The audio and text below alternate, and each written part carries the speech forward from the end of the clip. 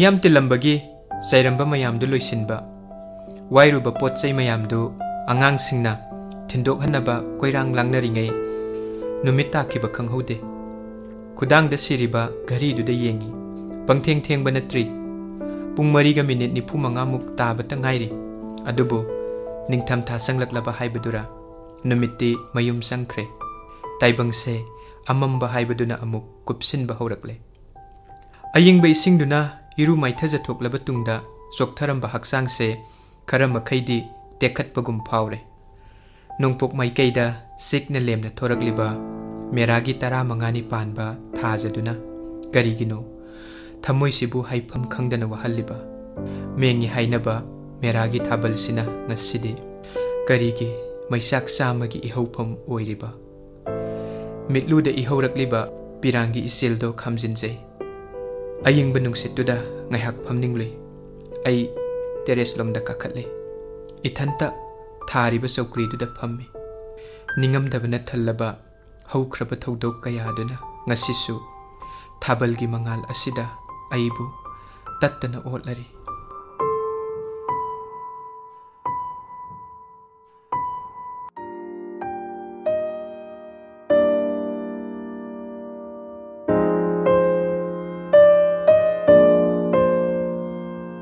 matamdo ai pungkak chaure aina ningsingbada ai Don Bosco Langjingda class 2 tamle ingna sikna ima baba aikoi ahumkhak nungaina leiramba imungni adubu kari wahaudagino khangdana imaga babaga itattattana khatnaba sainaba horakhi aibu makoigi argument adudagi lapna thamnaba thangnaba kaka hoida tv yengluso haiduna hekta babana thinbi yumda tv leina karigi migi mayumda tv yenglibano ai matamduda lamba phangkhide adubu imaga babaga gi akanba singi landudagi lapna leibadi ai pamkhidaba natte tasengna ai kiba su phauki ahing kaya imana kapna lenkhiba ai ngasisu mitmang sida uri imana karigi kapliba babana karigi mahausaga manadana imaga argument taunaba ai khanglude aigi haibabu makoigi akanba wahaigi lan adudagi lapna leiba ithanta makoigi khonjel tadaba mafam ama thiduna lotpa langtaknabana thumhatkraba aina tawpham khangdana ithanta hikna kapsaba adubu ai kanadasu aigi awaba likhide aigi awaba itawsu ai kanada tamkhide makoi anigi mamangda karisu khangdaba udaba saduna ai lelakke babana aibu mahausagum luna sana tawbi imabusu adumak mahausagum magi nungsiba mataw utli adubu imadi yam hongle karigi imana asuk bababu waraukiba karigi imana saukiba ai lamba phanglude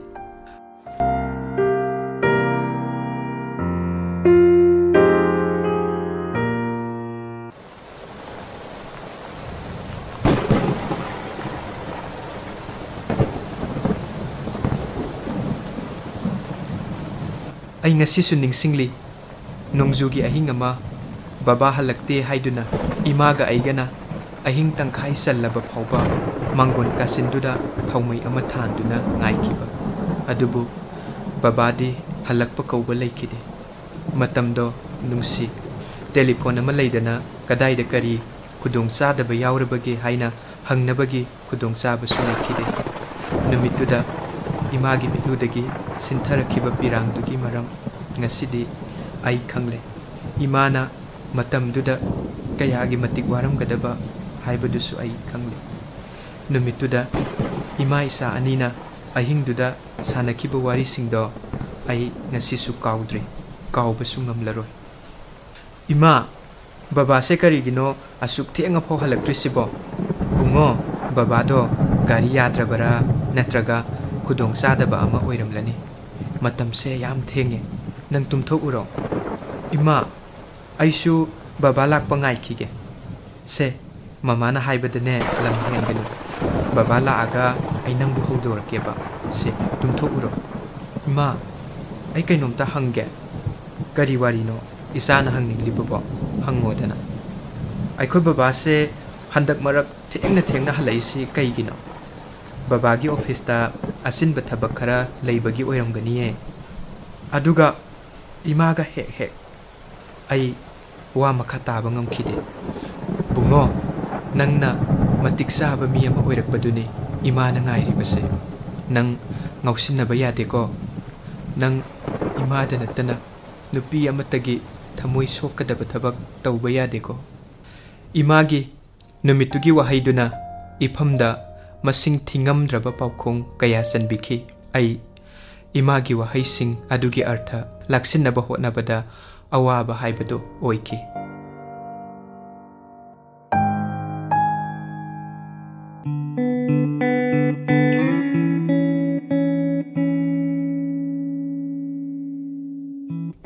numitudagi baba yumda toina hanjillaktaba haurakhi ai imada babana yumda halaktabagi maram kayarak hanna hangki adubu imagi mitludagi sintharakhiba pirangdu natana wahi amatta paukhum hoina phangkide ai amuk hannasu hanglunabagi pangal leikide imagi mittagi pigi irik ama ugadabagi saruk ai punsi suppa wahang kaya se thamoi nungda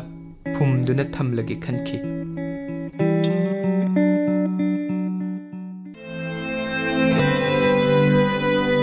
Nongma class tauringai maraktuda principal sarna aigi class ta sanglaktuna class teacher da wa khara lon na haiki sarna aibu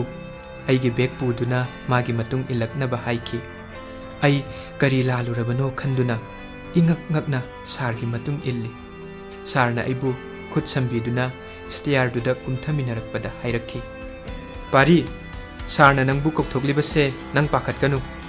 yumda anaba ama lei haina nakhoi kakana nangbu kauba lakpani nang kakaga hanminakro sarna nangbu gate phaubu thindok pirage pari mioi bagi punsi haibasi tambangam banate nang karisu ahenba khanganu ko salo sargi wahaidugi nungda phumlibado karino ai khangde sargi office ta kaka chau phamlambaduda ai nokphet tawi kakaga loinana ai yumda halakhi adubu yumlomda satpagi mahutta kakana aibu imana ngai hore haiduna amukta satriba lambi amada puduna satli dukan amagi mamangda kakana gari do khamlaga aikoi ani gate to the sangi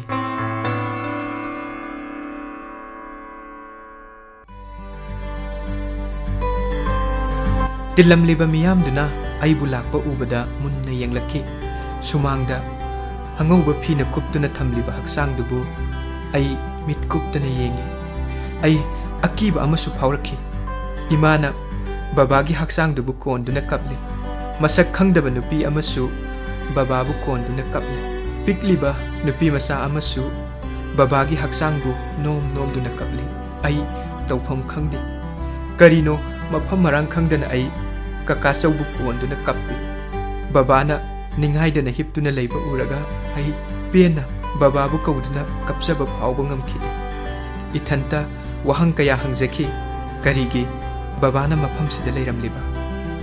yumda pudribana karigi bababu kauduna kapliba sakhangdaba makhoina kana pikliba nupi masa asina kana paukhum phangdraba wahang kaya asina aibu pathan khide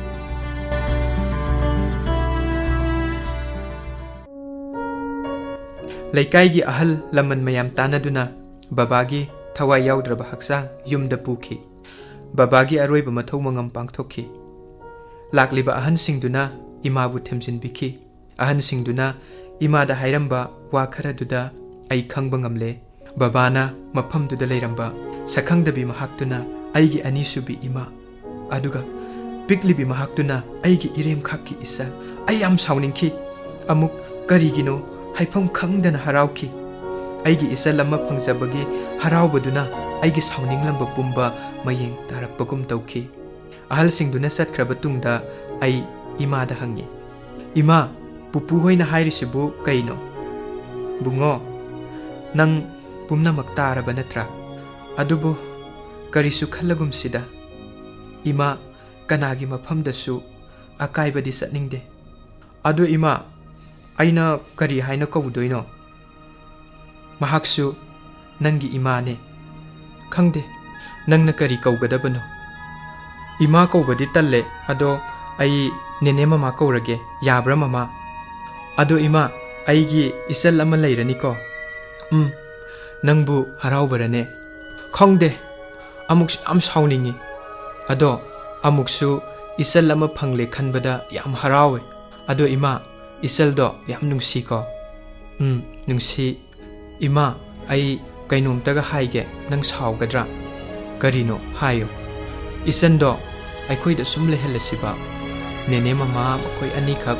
yum du da leibodo kiram ganiye aikhoi yum suk sauri sida aikhoi ani khak ne leiriba isal busu thamsiba mama bungo satnabi haiba ama lei ahalaman singi wata dana imana kar isu tawba ngamde babagi karman loikraba tungda imana haisabadagi laikai sagai ahalaman mayam sattuna isal amadi nene mamabu yum sida purakhi imana makhoibu harau harau na kausin biki ai ngasidi khange aigi imagi puksel kaya da saukraba magi thamoino isal na yum sida ahan balakhiba mikuptuda aina kayagi matik harau zakhiba aigi leijaba sanapot kudingmak isanda loina piki mana kaya da harau na sanajaba aina lairik paba kuding mana inakta phamduna yengba aina mabusu lairik takpiki wari kaya su libiki ten khraba matam kharagi manungda aikhoi anibu thadok na bayadraba masil mopagi asetpa mari aduna punki isal yaudana ai kari su sakhide isal su adu mangai ai yaudana kari su saw haiba yakhide imana isalbu isa thoibi haibadagi hende imagi ngamok haibado mana oiki mikup amatasu isalbu udana ima leibangam kide amaromda nene mamana aibu kaya da luna tawbikiba numit kudingi aigi school nangnaba nene mamana aigi tiffin sembi nungtigi isal aikhoi anibu lairik takpiki numidang ama lairik paringai isal thoibi aigi nakta phamlei aina paribado munna yengi santhoibe nangsu page hairo dada nangi lairikta picture yaubado adu yenge naiko dada si homework se amtal loithoki ge thoibi yade kaisu ai hana yenge ngaiko ba masan thoibi dada loi doreba talle nang lamhele ko hende kaisu piu dada si loisalaga pirage ba thoibi nang nabuk phatte so isan thoibi gi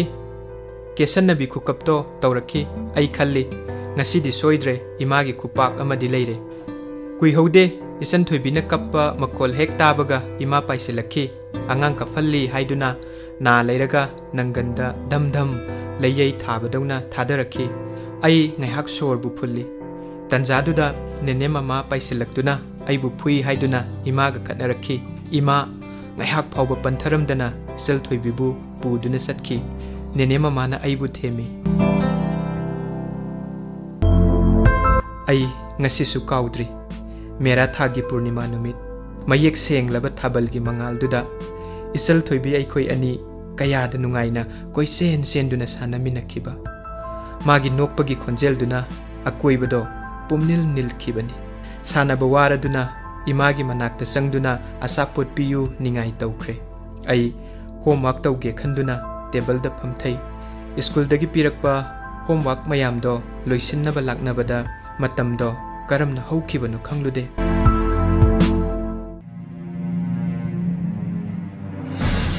mama isan thoibina kanna laurakpaduda ai tuman khyau sungi ai phuk haugatuna senthokhi nene mama na leiramba phibamdo ai ubada koksaubi kakhi sumang matonduda hauriba piktak tauba hainau pambiduda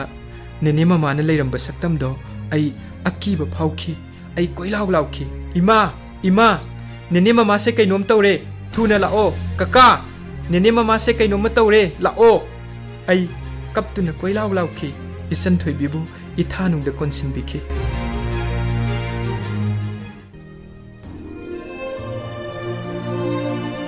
mayam sensinnarakhi aigi nene mama bu khudakta lauthaki adubu nene mama de aikhoi pumna mapu thadoktuna satki मागी मखुत्ता पाइरंबा चिट्ठीदुदा इरंबा मयेक larva वहाई परेंगसिंगदो ngasisu kaudri isa anigidamak ay taibang se thadok lage leple isema isa anibu luna thambiyuko Meragi Purnima gi thabalna mayek senghallaba numidang duda ukiba nene mamagi kaungamdraba saktam duna ngasisu tattana aibu kaphalari ai khangde numituda nene mamana laukiba warepto asumbara aranbara adubu nene mamana taukiba kuding isil upagi damakni loinabi masa haiba wahai dukha gizabagi adubu numit adudagi isal thoibi amukhanna thabalgi mangal yengu haiba yakhide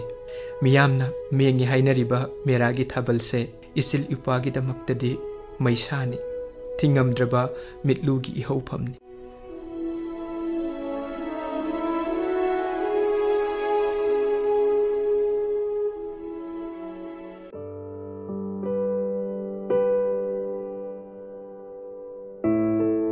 Dada, inamana saksa thok piraro haye